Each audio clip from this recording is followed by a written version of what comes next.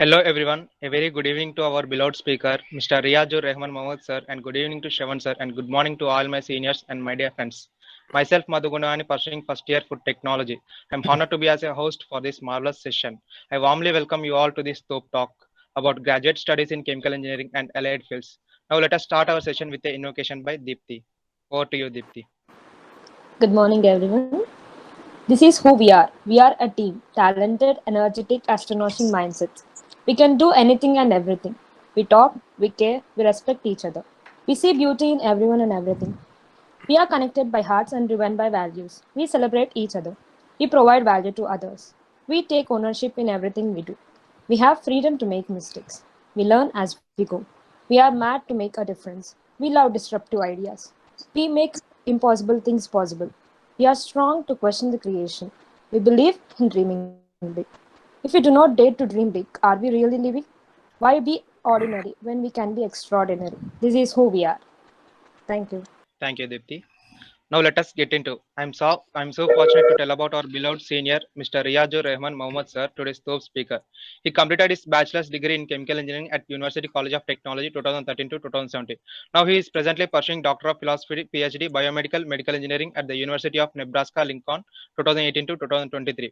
He is graduate teaching assistant at MEC 487 Thermal Fluids Laboratory. His research revolves around developing biomedical device-based solution and therapeutics for respiratory distress syndrome and distress of the anal canal. He also worked on developing biomedical sensors for detection of cardiovascular diseases. He's a chair committee for advocacy and policy, International Student Advisory Board, and also student senator, committee for free allocation at University of Nebraska Lincoln. He is a board member at UVA NGO Hyderabad and also vice president of International Student Association at UNMC. He is honored with College of Engineering Professional Development Fellowship and College of Engineering People's Choice Award and Department of Chemical Engineering Student Support Fellowship Award at University of Nebraska Lincoln. So everyone is eagerly waiting to interact with Riaz Rahman Mohammed sir. So let us start our session. Thank you, Anna, before everyone. going Firstly, session, yeah, go go on, ahead. Anna. Yeah, Before thank you, that, this everyone, for having me here. I'm very happy to be connecting with you all. It's always really good to come back to UCT. I have great memories with UCT, and that's why I always love interacting with you guys because I was in your shoes very recently, 4 years back to 2017. And thank you for the humble introduction, Madhu. So let me start sharing my screen. So I compiled this presentation 4 years ago when I was completing my apprenticeship at BHEL. And that was because a lot of juniors started texted me saying, we don't know what the approach should be. And can you help us out in, applying to universities and things like that? So I came up with this presentation back then. So let's begin. So this is graduate studies in chemical engineering and allied fields, but it doesn't have to be restricted to that. You guys can apply this to any other field, but I thought the majority of students here would be from chemical engineering. But otherwise, the procedure, the process, and the techniques, anything that I'm going to say here applies to anyone who wants to pursue graduate studies in the US. So to begin, let me give you a little background about myself. So I was born in Hyderabad, India, but I was brought up in the Kingdom of Saudi Arabia. So it's it's an Arab country, which is 3 hours from Hyderabad. So I was brought up in the city along the coast called Dammam. And then I lived there from 1996 to 2013. And in 2013, I moved to Hyderabad. I got admission in Osmania University in chemical engineering. And then after I completed my chemical engineering in 2017, I got an apprenticeship in BHEL. I worked there for a year until 2018. And in 2018, I got an admission to the University of Nebraska, Lincoln. So Lincoln is the capital city of the state of Nebraska. It's in the center of US. It's in the Midwest. The weather is really bad. I don't recommend coming here if you are not a big fan of snow and the cold weather. It's horrible, Shravan sir can tell you. So I'll give you a little background about my previous research. So after I came here, I was very interested. I was always very fascinated by the medical field and applying engineering tools for medical, especially in the field of cardiology. I'm a big fan of exploring disease mechanisms with respect to the heart, because that's an important human organ, the master organ. And I've been inspired by doctors, cardiologists, and everyone who work, in that specific research area. And that's been a passion since my childhood. So after I came here, I joined the Department of Chemical and Biomolecular Engineering for a PhD admission. But then after a few months, I was more interested in cardiovascular medicine. So I found a researcher in the University of Nebraska Medical Center, which is 100 kilometers from Lincoln. And I worked there under a top cardiologist. And you can see some images here. So I was working on heart blockage. That disease is called atherosclerosis. So because of a high cholesterol diet and many other factors like diabetes, smoking, etc., the blood vessels of the heart get blocked. And that ultimately leads to heart failures. And that's the leading cause of death in the world. Atherosclerosis is the leading cause of death in the world. So my research area for 1 year was focused around this. We developed nanoparticles that were loaded with drugs that could clear this blockage in the blood vessels. And I did this as a chemical engineer. I had no formal training in biology. I learned about cells only in biology textbooks. And in Osmania University, the only place where there was a little bit of biocomponent was in biochemical engineering in 4-1. Apart from that, I knew zero. The only thing I knew was what I wanted to do, what my passion was. So this is just my previous group where we also developed stents, and we received $4 million of funding to develop stents. And this little picture on the bottom left is of human cells. So the blue things that you see in the picture is the nucleus of the human artery cells. And the green dots that you see are the nanoparticles. So I use these nanoparticles loaded with drugs and applied them onto the cells to see where they go. So I found these nanoparticles being taken up by the cells. So this was the intended target. I worked in that research area for 1 year. And then in the next year, I shifted to biomedical engineering, where I now currently work on acute respiratory distress syndrome. And this is a big problem, especially in COVID patients. So because of a trauma or some accident or some disease, the lungs get filled with a fluid, due to which the lungs can no longer provide enough oxygenation in the body, as a result of which you have to put the patient on ventilator and the patient typically dies. So we have come up with lipid-based oxygen microbubbles. So we have a sphere which is made up of lipid. Now, what are lipid? Lipids are what you find in the cell membrane. So we use the same component of the cell membrane and design spheres that contain oxygen. These spheres are then injected into the abdominal cavity, and they serve as lungs in the stomach. Think about it. So now a patient whose lungs are not working well will be given this type of bubbles, and they provide oxygenation to the body instead of the lungs. So this allows the lungs to recover while the patient doesn't have to be put on ventilator. So this is what I work on right now. Currently, I inject these in rats and pigs. And then I also have other projects where I work with human dead bodies. So I had to be pretty brave in that. So this is what I do in a nutshell. Now, getting into what we want to discuss today. So when it comes to graduate studies, the first question you'd want to ask yourself is, why graduate studies? I'm done with my bachelor's. Is it good enough? Is it not good enough? A lot of people ask me how I came up to, decided. I never decided until the final year. My idea was 2013 was go to India, get your chemical engineering, go back to Saudi Arabia, work in your dad's company. My dad worked in a petroleum company. That was the whole idea. Masters was not even in my mind. Towards the end of the third year, I decided, you know what, why not a master's? The whole world is doing it. Let me just get some insight into petroleum engineering. So I wanted to be a petroleum engineer and wanted to do masters there.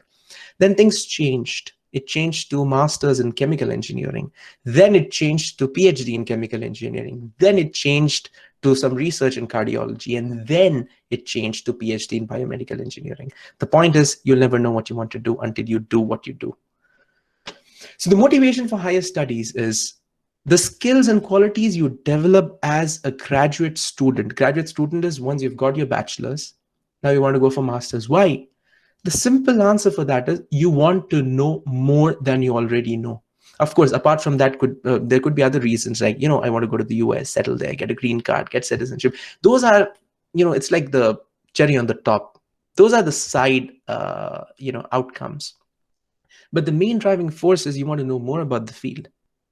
And this way, you're more likely to secure a job. Definitely, if you have a bachelor's student and a master's student, the employer would go for a master's student unless he has to pay more. Why? Because you have a broader skill set, you have more knowledge of the field, you are more mature, because now by the time you complete your master's or any graduate studies, you have met a lot of people, you have explored a lot. So that's one strong motivation for going for higher studies. But often we don't know what countries to target, right? Every country in the world has university. Even North Korea has universities. And all those universities have bachelor's, master's, and PhDs. So you have to know where to go, how to get there, what to do after you get there. Because it involves a lot of time, energy, and money commitment. And these are the three most important aspects of your life: time, money, energy. You cannot afford to lose any of those.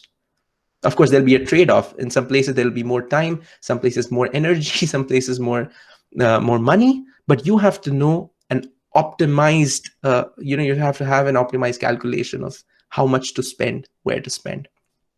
So, of course, you people are not new to this. The popular destinations are US, Canada, Europe, Australia, but then all of them have some pros and cons. Of course, what are the factors that play a role in this? Of course, it's the cost, culture, research, whether or not you have some family members there, whether or not you have seniors, friends there, and of course, what are the job opportunities there? Now, what level of preparedness is required? When should you start thinking? Now, as I said, I never decided until the final year, but that doesn't make it right.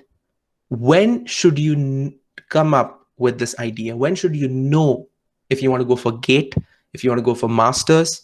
I mean, go to US or other countries, go for UPSC, or go for any other exam. I'd say the moment you're done with your second year, that's when you sit down, start researching, talk to friends, talk to family, and then start the process of researching. Of course, everything is, at a fingertip, right? You have phones with you. So there's absolutely no excuse in this age to say that you don't know about something. That's not an excuse. That's a very poor excuse, which, at least in my case, is unacceptable. So it is first, as I said, important to know why you want to pursue this degree. And I would say a desire to learn more should be a motivation. And as I said there, never sail in two boats.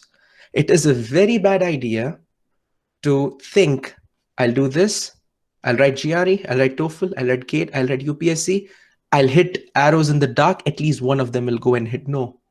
This is my famous line. I always tell people, do not hit an arrow in the dark and then draw a bullseye around it. It doesn't work like that. You know the bullseye and then you hit the target. You cannot shoot an arrow in the dark. It doesn't work that way, because all of these are mutually independent events with different outcomes, and they require a different skill set and different level of preparation. The preparation you need for GATE is not the same as what you need for GRE. And where to begin? So as soon as you've decided, you have to now find out which country. The first step is master's or PhD. That's what you decide. Do I want to do a master's? Do I want to do a PhD? On what basis do you decide? If you like research, you go for PhD. If you do not like research, then you go for master's. Even in master's, you have two options: with research, without research. But typically, if you have a strong background of academics and you really want to do research, I would say go for PhD. Otherwise, you can still go for a research-based master's degree. Then you decide if you want to be funded or not, and I'll discuss more about this. The first question always is master's or PhD. If it's PhD, don't worry about funding. If it's master's, then you have to think, am I ready to pay myself by myself, or do I want the college to pay me? Because both of them will have different routes, totally different. Next, after you choose the country, now you have to decide what kind of tests: GRE, TOEFL, IELTS. Different countries have different tests. The good thing now is a lot of universities have relaxed GRE and TOEFL. For example, MIT doesn't need GRE, and MIT also doesn't need TOEFL or IELTS score from Indian students, which is a big thing. I got to know that just yesterday as I was preparing for this presentation. And because of COVID, a lot of universities have stopped accepting GRE. They don't need GRE anymore. All they need is your resume, your statement of purpose, and your mark sheets. That's it. It ends over there, which is a good thing. So just to give you a little insight about TOEFL, I'm pretty sure you people might be knowing about this. It has 4 sections: reading, listening, speaking, writing. A total score of 120, 30 each. To be competitive, you have to score 90 and above. If you score below that, you can still get admission, but you have to come to the university and take English classes. So you wouldn't want to do that. You've learned English all your life. So 90 and above is considered to be a decent score. My score was 112, but I've met people whose scores were 114, 190, and even 120. The test fee is about 13,000. And IELTS. Now people have this confusion. Should I go for TOEFL or should I go for IELTS? TOEFL is accepted everywhere. Canada, US, except Australia. Australia accepts PTE, Pearson's Test of English. But people ask me, should I take TOEFL or IELTS? I took TOEFL, but I do have a rough idea about IELTS. You can go for IELTS if you're going for Canada, but otherwise TOEFL is fine. US accepts TOEFL and IELTS. IELTS again has 4 sections, and the total score I think is 9, and 6 and above is considered to be a decent score. Below that, you might still get admission, but you'll have to take English classes. And the test fee is the same as TOEFL, but this is how the report looks roughly. Now coming to the graduate record examination or GRE. GRE, I would describe it as the 9th, 10th, 8th, 9th, 10th math. That's it. It's simple math, simple trigonometry. The only reason we get low scores is because we freak out as we think our future depends on that. And we think our scholarships from US universities depend on that. Let me tell you one thing. Although I'm a PhD student here and not a faculty member, I have been involved in reviewing a lot of PhD applications and master's application because my department shares it with me. When you send an application to a university, it usually has 7 or 8 pages. The first page is the GRE score. Second is the TOEFL score. So same, for example, my university, the minimum GRE score required is 300. Now, if I apply and my friend ABC applies, if I get 299 and his score is 305, then they look at the first sheet of GRE. In my case, it's 299. I get rejected straight away. They do not even look at the next sheet. They do not care what GPA you got. They don't care how much effort you put in Technosmania. They don't care how many internships you did at BHEL or ONGC. They don't care how good your LOR from Basaura sir is. They do not care. Your GRE score doesn't meet the requirement, you're out.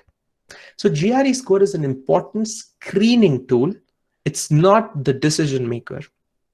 When you have hundreds of applicants for 2 positions, you need some mechanism to separate them out. GRE is that mechanism. Once the GRE is accepted, for example, if you have 300 and it's acceptable, then they move on to the next page, which is your TOEFL score.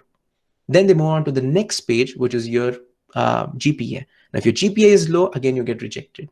So people often get confused. You have a lot of people telling, you know what, try to get 326, 330, 335 in your GRE, you're going to get scholarship.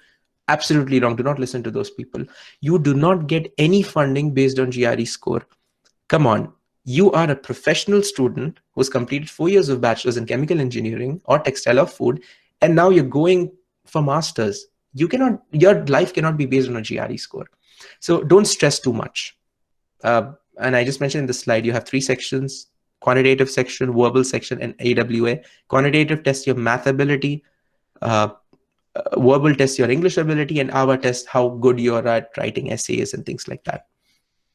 So I don't want to get into the details of this. You can always find this on internet. I just put this here because I was discussing about GRE. There are various sections: 2 sections of English, 2 sections of math, and then you have the AWA, which is the top 2. They'll give you an issue and ask you to analyze it in your own words, express your views, and then you have an argument.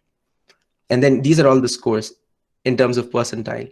So usually you have to be within the 75 or 80th percentile to be competitive. Now, what's the most important factor? If GRE is not the important factor, what is it? It's your GPA. You'll find hundreds of people and thousands of articles on the internet saying GPA doesn't define your smartness. I agree to all of that. GPA does not define your smartness. But your admission committee there doesn't have time. They are not going to sit there and see oh, Riaz is a nice human being. You know what? Riaz's mass transfer operation skills are so good. No, they don't have time. I'm sorry. The only way they're going to judge is what has Riaz done in his 4 years of bachelor's. He got 8 semesters. What did he score? Riaz got 6 out of 10. Okay, Riaz, step aside. Let me look into the other applicants. I agree, GPA doesn't say how smart you are, but GPA does say how meticulous you were in your engineering. On a scale of 10, if you want to be competitive, you should get 7 or above.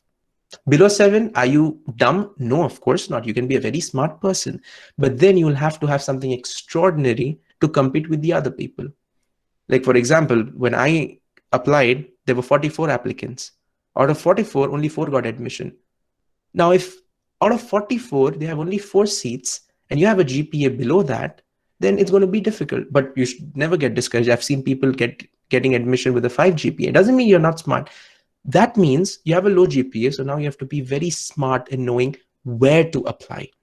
It's not the end of the life. You can survive with a 5 GPA. GPA defines nothing. It's just another criteria to judge who to give admission or not. And often we get confused. The American system has a GPA out of 4. Indian system has it out of 10. There are many websites that offer authentic GPA conversions. One of them is WES. I can offer the link if someone is interested later after this. But you go to this GPA calculator, you put all your courses of 8 semesters, put all the credit hours and grades, and ultimately you choose. So our grading system is the UGC 10-point grading scale. And then this is the conversion. We all have OS, right? So OS is outstanding. And that in the American scale is A+, which is 4. So American scale is on a scale of 4. Indian is on a scale of 10. So this way you'll know where you're standing. I recommend doing this right from your 3rd year so that you know where you're standing. It gives you a strong motivation. To be a very competitive candidate for admissions, your GPA should be somewhere between 3.7 and 4. Below that, you're still competitive, but 3.7 and above makes you a very, very strong candidate, even for the lowest ranked universities in the US. Always remember, even the lowest ranked universities in the US is competitive if you need full funding. If you don't need full funding, you can even get into Cornell or Princeton or any of those. What if you have backlogs? Backlogs, not the end of the life. Universities accept backlogs as long as you have a strong reason as to why you got it. And you mentioned that in your statement of purpose. That's where you communicate directly with the faculty. I had this issue. I couldn't study. Someone passed away in the family. There was an issue. The professor wasn't great. So I got a backlog. It's not the end of the world. But I tried my level best to make up for it in the next semester. SOP is your direct communication with the committee. Make sure you use the right words. Again, the scholarships that I talked about is never need-based. You cannot say that my family background is really poor, so can I get scholarship? No, scholarships, assistantship, any kind of funding in the US is strictly merit-based. You have to have merit. Your GPA, your activities, your research knowledge, and things like that. If you get a backlog, it can put you far in the line, but doesn't mean you cannot get it. It's just that it's very competitive. For example, the City College New York doesn't accept anyone with a single backlog. No, my university does accept them, but City College New York doesn't accept anyone. It's pretty well ranked. They're 301 to 400. And just to let you know, Osmania's rank is 1,980 or something. So you can see how much difference there is. For example, there's this university, Poznan University of Technology, very, very attractive destination for people who have a lot of backlogs, because this university is great. It's in Poland, Europe, and students who've gone there have actually improved their GPA, plus they get jobs almost instantly. Because once you get into Europe, you can get a job anywhere in any of the European countries, except for UK, of course, which is no longer in the European Union. But yeah, I usually put this so that students know it's not the end of the road. And USA is not the only destination you get to go to. There are great universities out of USA.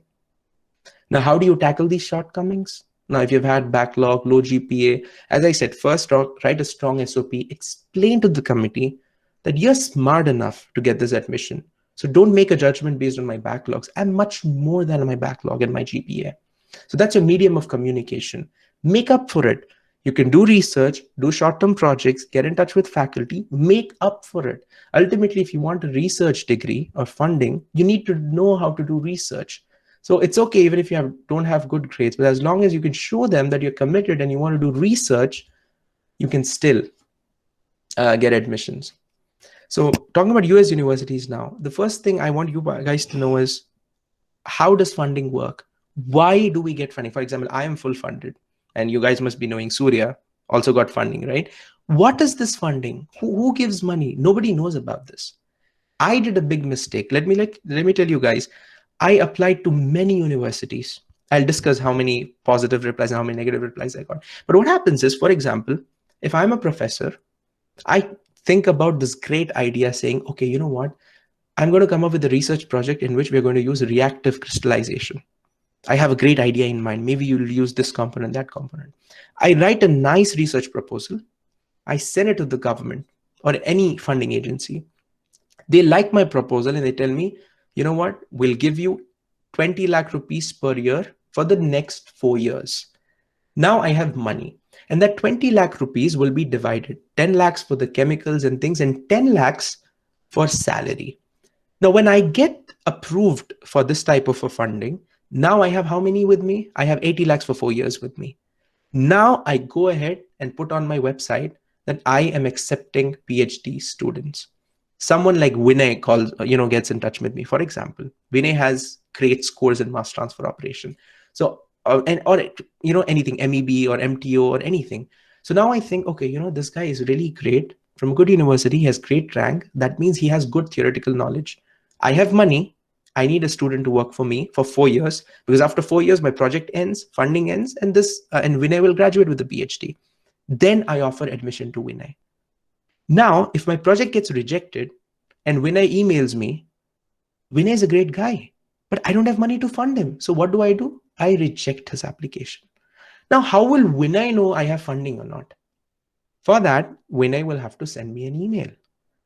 If he goes ahead and just applies to my university and praying to God that someone accepts him with funding, it is not going to happen that way. The way you approach is, you decide what research area you want. You decide a university. You get into that university's chemical engineering website and see which professor works in that research area. Then you get into the profile of that professor and find out if he or she is accepting new PhD students. Send an email, wait for a reply. The reply will either be positive, saying, nice, thank you for your interest in my lab. Let's have a Zoom call. That's the first positive sign. If the professor doesn't have money, he will not waste time. He will directly tell you, sorry, I don't have funding. That's it. That saves him time and you time. That's the right approach when you want funding. If you don't care you get funding or not, just apply of wherever you want blindly. You don't have to wait. And this slide you see here is just information. If you don't get funded, you should be ready to pay around 17 to 20 lakhs per semester, including tuition, housing, eating, everything. And you can still work 20 hours per week on campus. Once you graduate, you can do optional practical training for 1 year. Then it is extendable up to for the next 2 years. So you can do a training for the next 3 years.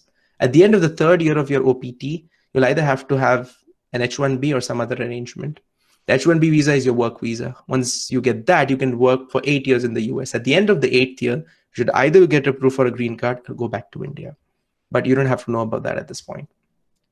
So talking about financial assistance, now once the professor accepts Vinay, for example, how does he give Vinay the money? There are usually 3 ways in which funding is given. One is by assistantships, which is for students who do research. Second is scholarships. Third is loans. So let's talk about assistantships briefly. So assistantship is an offer, which is an award which is given to students who get accepted for masters with research or PhD with research. There are 3 types: teaching assistantship, research assistantship, or administrative assistantship. Teaching assistantship means you'll be studying your own classes, plus you'll be doing your own research, plus you'll also be helping one professor in certain subject, maybe CRE, MTO. So you'll be helping in correction of papers, invigilating students. So that way you get paid. Research assistantship means you study for your own courses and you just do your research. That's it. Sometimes students can be both, like I'm both graduate teaching assistant and graduate research assistant. The stipend, so this does 2 things for you. One, in that semester, whatever classes you're taking, All that classes will be paid for by your advisor's funds. And it's usually 17 lakhs, as I said, 10, 15 lakhs. So the professor pays off all your fees, college fees, plus you get a monthly salary, which is at least $1,500. This is called fully funded. You do not pay anything out of your pocket. But that is an assistantship which is only given to students who are doing research. If you join a master's program without research, where you don't have to write thesis, you get nothing. You have to pay everything out of your pocket. And for this type of assistantship, the professor should have funds. You're expected to work at 19.6 hours, approximately 20 hours a week. You cannot work more than that. It's just on paper, I work more than 40 hours a week. It's your PhD, you have to work for it. But this is what's written in your contract letter. And it's renewable. It renews every semester if you make good, satisfactory progress. Now, coming to the important part, just because you graduated in chemical engineering, does that mean you should only study masters in chemical? No. I'm an example. I've been to places. I've done chemical engineering, and back in Osmania, my research interest was biofuels. I worked a lot on biofuels. And then in BHEL, I worked on fuel cells. Then I worked in cardiology. And ultimately, now I'm working on lung diseases. So chemical engineering degree gives you basic information about physics, chemistry, CRE, transport phenomenon, a bit of biology. So it makes you really versatile. And if you get a chemical engineering degree, at least in a country like USA, you're very flexible. You can do a PhD in civil, mechanical, biochemical, biomedical. You can even get into cancer technology. You can get into anything if you have a chemical engineering background. So you can just see in the slides, you can get into any of these, even petroleum engineering. You can do a PhD in anything. Do not limit yourself to chemical engineering. Have a chemical engineering background. It'll help you get anywhere. Now, this is just an example of bioengineering. This is another fascinating field. You see how chemical and bioengineering are related. We have biotechnology, nanoparticles, interfaces, polymers, biofuels. So all the engineering fields are related. You can get into one or the other. Never limit yourself. Now, let me give you an example. This is interesting. So when I started applying, this is how my email looked like. It starts with dear ma'am, dear sir. It's very wrong. Never use ma'am or sir. Use Dr. So-and-so. If Vinay becomes a PhD professor, so you write him an email saying, dear Dr. Vinay, not dear sir. It's a very wrong practice. I learned it the hard way. So you describe about yourself. Professors don't usually have time to read your email. In a line, describe who you are, what you do, what your scores are, tell them what you've worked on, and ultimately ask them the question that you want to be, get an answer for. I would like to know if there are any research positions available.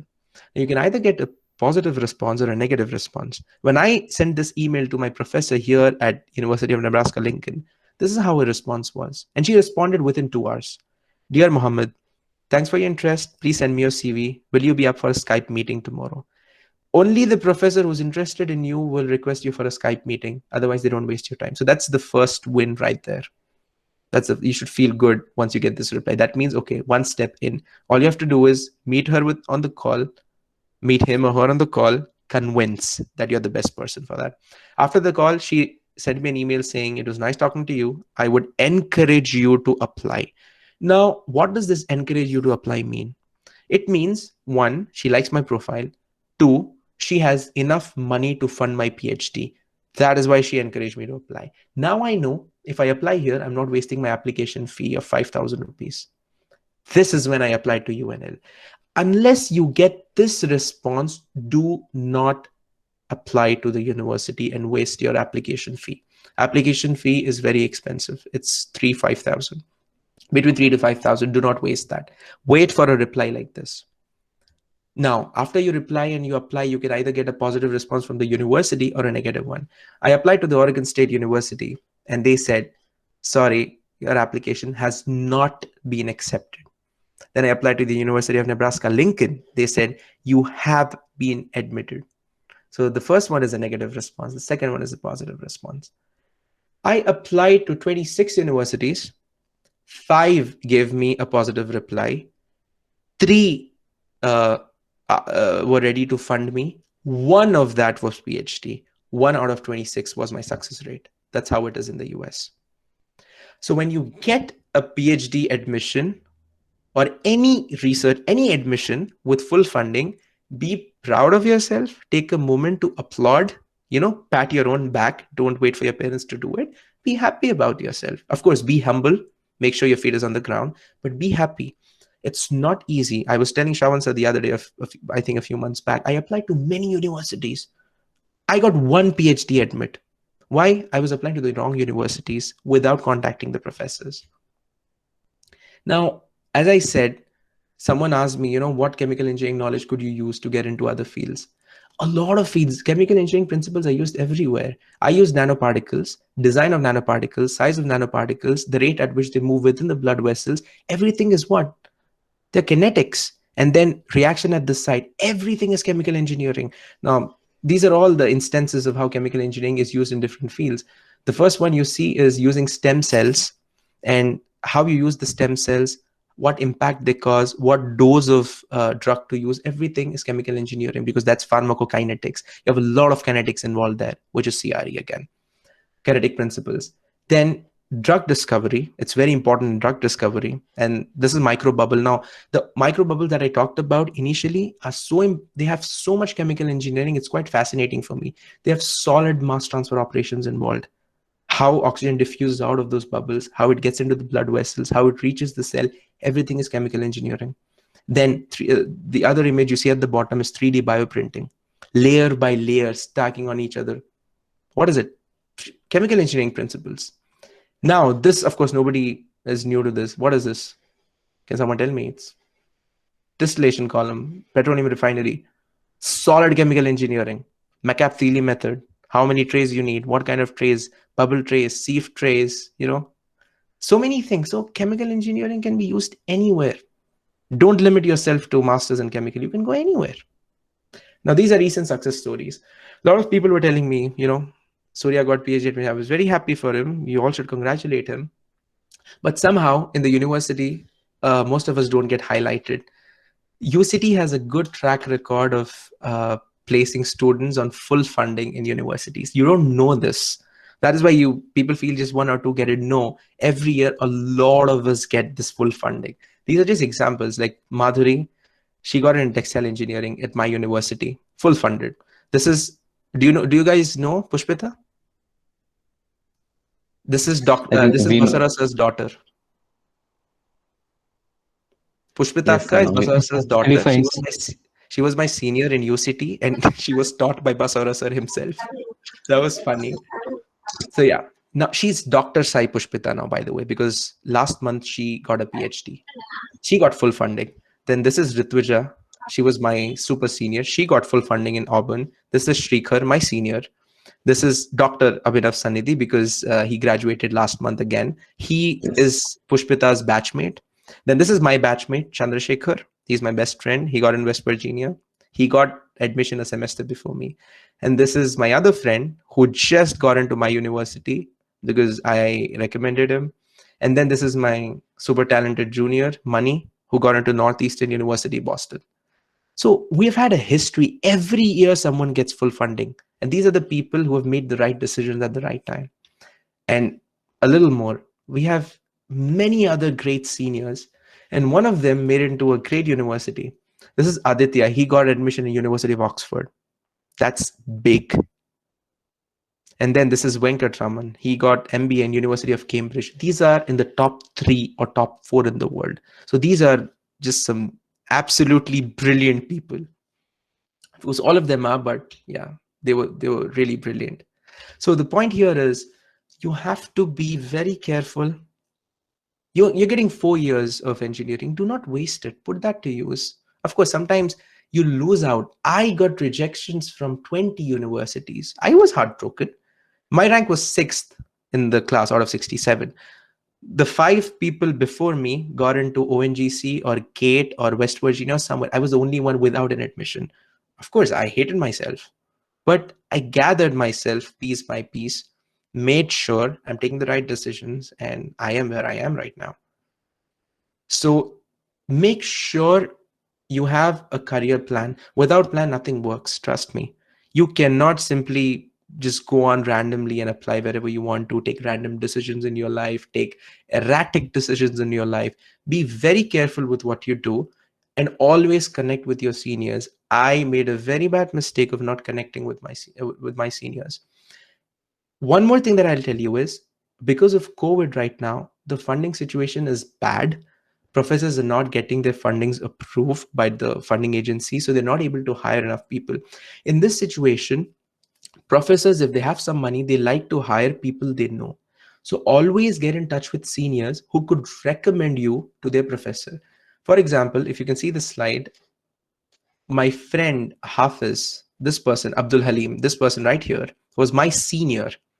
I recommended him to one of my committee members. He got an admission letter within a month. Why? Because you have someone recommending you. And as soon as I recommended him, they did not require any LORs from UCT. They waived all that. It's just I gave one recommendation and he got it. So a senior's recommendation is very, very important. It can get you to places, because if I'm a senior, I'm already working in the department, all the professors know me. If they like my work, then they will definitely listen to me when I say I would like my friend Vinay to get admission over here. They would say, you know what, Riaz is a nice guy, he's working well, his friend must be like him, let's offer admission. It is a thing. Recommendation is a thing. I don't know if it's fair, unfair. I believe in a simple thing. If I've reached a stage where I can help people get there, I will do it.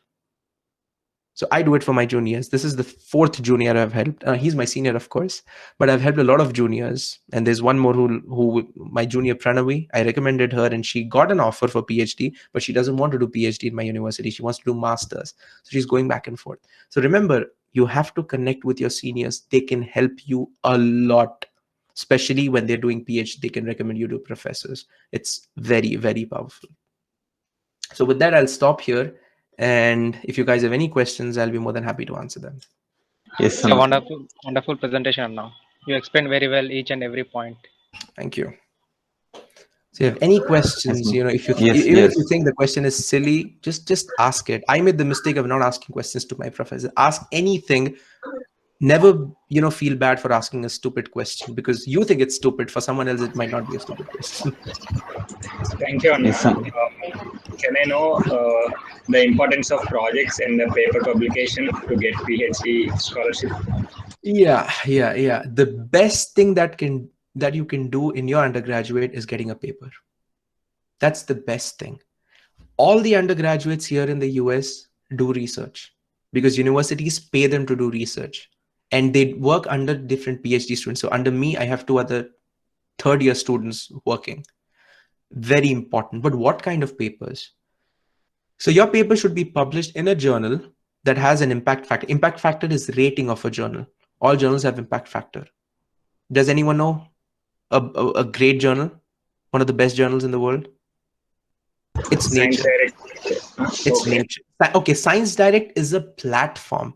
Nature is the best. Nature is a dream for me and for anyone in engineering. The impact factor of Nature is 40. So if you have one paper published in Nature in your PhD, then at the end of your PhD, colleges will come to you and say, please accept assistant professor position in my university. So always make sure that you get your paper published in at least a 2 impact factor journal. Now, if you people speak to Ilaya sir, he can tell you more about this. But yeah, publish papers, but try to make sure that the journal has an impact factor of at least 2, not below that. It's not worth it. But yes, paper publication is the most important thing. And the worst thing that you can do as part of your application is write in your SOP that you worked in Technosmania Fest. No. I don't care how good Vinay sings or how good Rohit dances or how good Riaz cooks. I don't care. Nor will the admission committee care. They're not there to see how good you dance or sing. No. That you can do at your home. They want to see how good of a researcher you are. I'm not saying don't participate. Participate in those events, because that way you get to know people and you know how to interact. But never think that is going to make any impact on your SOP or resume. In fact, I'm not even a big fan of mentioning all that in the resume. So yeah, if you're not doing anything in your bachelor's to improve your grades, do research, get more knowledge, then it's useless to go to Technosmania, go to somewhere and do something. And no, it's not. But being a part of things like eCell and being a part of Technosmania, what does it do to you? It helps you think. And to do anything in your life, you have to think. All I'm telling you is it's not going to make an impact on your resume directly or your application directly, but it will improve your thinking. And the moment your thinking improves, you start being a more mature person. So that is how it affects your application. Never ever only be with the books. No. If you're a person who's always into books and not dealing with people and not doing extracurricular activities, you're not doing anything in your life. But I'm just telling you, it won't have a direct impact on